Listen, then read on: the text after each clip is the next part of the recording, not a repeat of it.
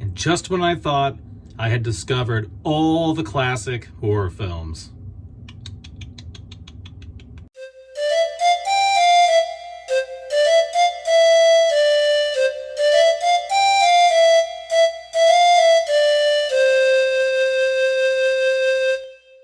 All right, guys, so I just got done watching 1980's The Changeling.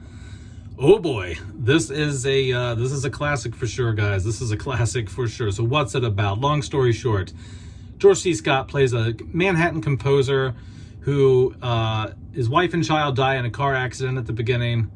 An automobile accident, should I say. They weren't necessarily in the car, but they die due to a car wreck.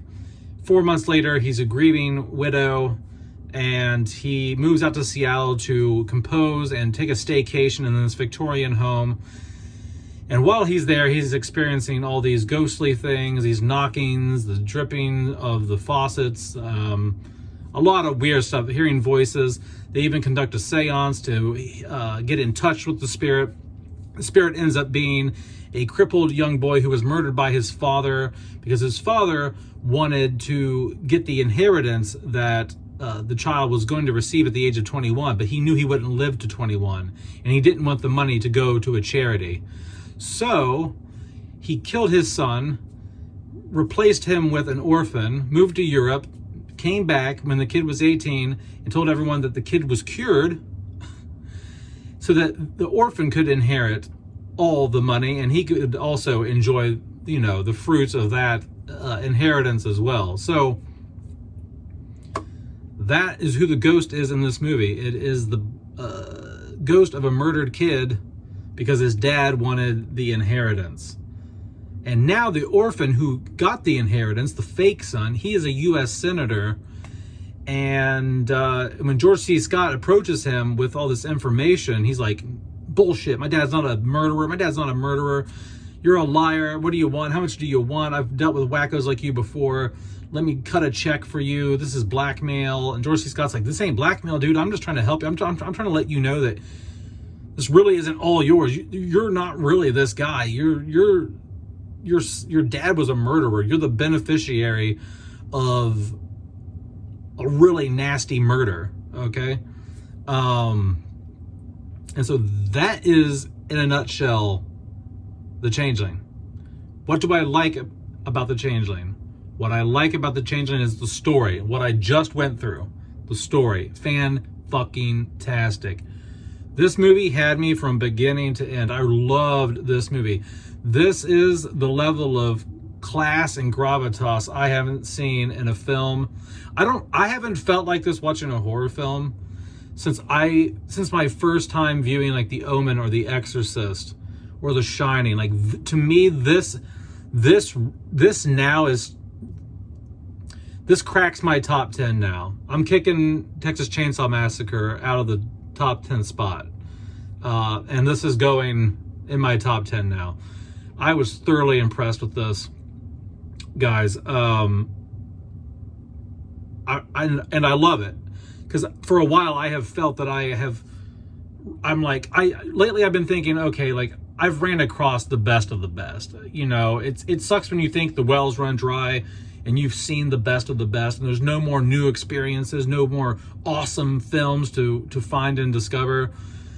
And this just shows me right now, like, I didn't know about this movie until like a couple days ago, and now I'm like, holy shit, this is amazing. Like, I really, really like this movie, guys. The cinematography in it, the settings, the house is fantastic.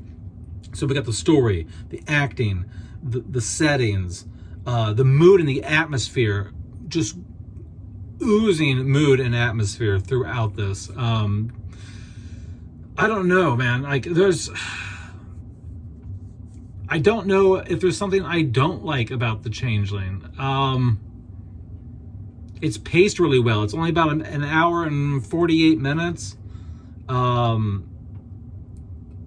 Like, it's pushing towards 2 hours, but man, it justifies every fucking bit of it. Like, there wasn't a moment where I'm like, okay, what's going on here? We don't need to do this. Like, it's all earned. It's all earned. God, like, okay, I'm trying to think of something I don't like about the film. To give you one more thing I do like about the film, I genuinely was creeped the shit out in a few spots. Especially when George C. Scott keeps this ball in his house that his little girl used to have. And it rolls down the stairs at one point by itself. It comes out of this box that he keeps it in. It rolls down the steps. He's like, fuck this shit. Like, you know what I mean? Like, this ghost is really messing with me now. Like, it's now playing with my dead daughter's play ball or whatever. He walks over to a bridge and drops it in a river, right?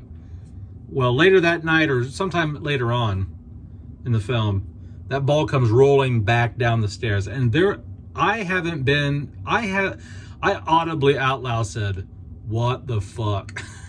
Because that was just so creepy. Like, you know, it might sound like hardcore to be like that freaked out about it, but when you watch the film, in that moment, you're just kind of like, damn. So, sorry if you haven't seen this film.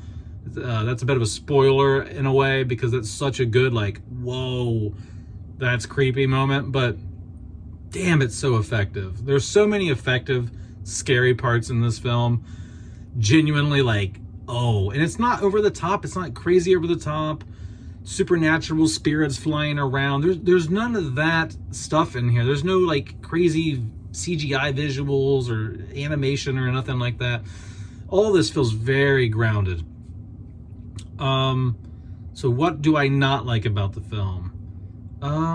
What I don't like about the film, this is a slight nitpick because it's maybe something I don't understand. Maybe it's artistic vision. But when the U.S. Senator is listening to the tapes and he puts the medal on the father's portrait, maybe you guys can explain this, but it's cutting back and forth. It shows him going into the mansion at the end of the film and going up the stairs, but then it cuts back and forth between him there and at the house. So it's like, is he at the house, or is he at the office? I'm thinking they were cutting back and forth between his revelation in the office and then him coming to the house and walking up the stairs while the steps are on fire. Because they bring him out on a stretcher and put him in an ambulance. So I'm guessing he was at the house. But it's just odd editing. And I think it threw me off a bit until I saw that body. But I'm pretty sure he was at the house and they weren't trying to show two things at the same... I'm not exactly sure what exactly was going on there editing-wise, but kind of a confusing choice to make. I would have showed the revelation separately and then showed him coming to the house later, not cutting them in between each other, interlacing those. But all in all, guys, fantastic movie. Fantastic film. This has rejuvenated my hope that there's even more movies out there that I haven't seen yet that are fucking classics.